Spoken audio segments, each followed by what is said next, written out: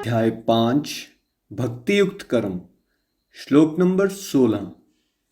जिनका अज्ञान अलौकिक ज्ञान से नष्ट हो जाता है, उनका वह ज्ञान परम तत्व को वैसे ही प्रकट कर देता है जैसे सूर्य के आने से सब कुछ प्रकाशित हो जाता है। श्री कृष्ण डिवोरीज भगवान जी इसमें पावर बता रहे हैं अलौकिक ज्ञान की।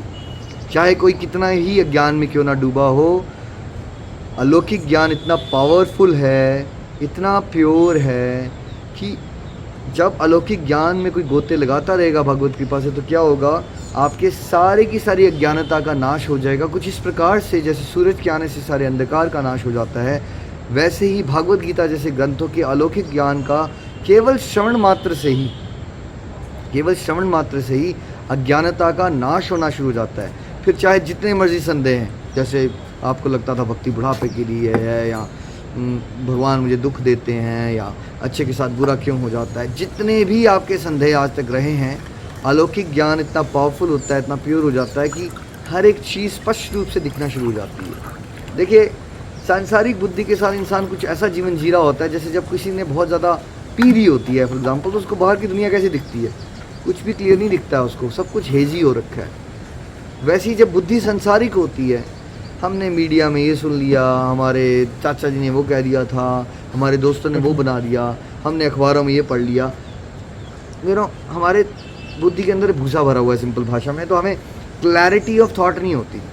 ठीक है, अलौकिक ज्ञान क्या है? बिकॉज ये परफेक्ट साइंस है, परफेक्ट नॉलेज है, बिकॉज भगवान जी परफेक्ट है और भागवत गीता भी परफेक्ट है।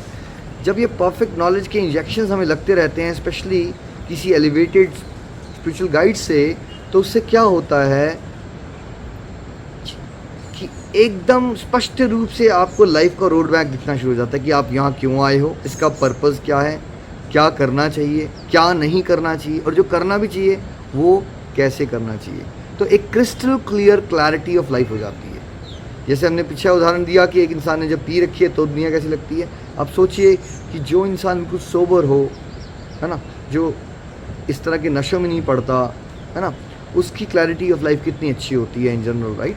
तो इस तरह से समझने की कोशिश कीजिए कि जैसे कोई एक पर्सन बेशक देहात से आया हो, उसके एजुकेशन ना हो, बट अगर एक बार उसको राइट कोच मिल जाए, राइट एजुकेशन मिल जाए, तो वो पर्सन हो सकता है IAS ऑफिसर बन जाए, right. Right education, right guidance से कुछ भी अचीव किया जा सकता है। तो बेस्ट एजुकेशन और बेस्ट गाइड कौन है? भागवत गीता ही बेस्ट एजुकेशन है और बेस्ट गाइड ही भगवान श्री कृष्ण है। उस बेस्ट गाइडेंस को जीवन में उतार दीजिए, आपके अंदर की सारी नकारात्मकता और हर प्रकार की अज्ञानता का नाश होगा, एंड आप अपनी जर्नी को, इस ब्यूटीफुल सी जर्नी को एक्चुअली चेरिश कर पाएंगे और जगत कल्याण भी अवश्य ही कर पाएंगे। श्रीमद् भागवत गीता की जय।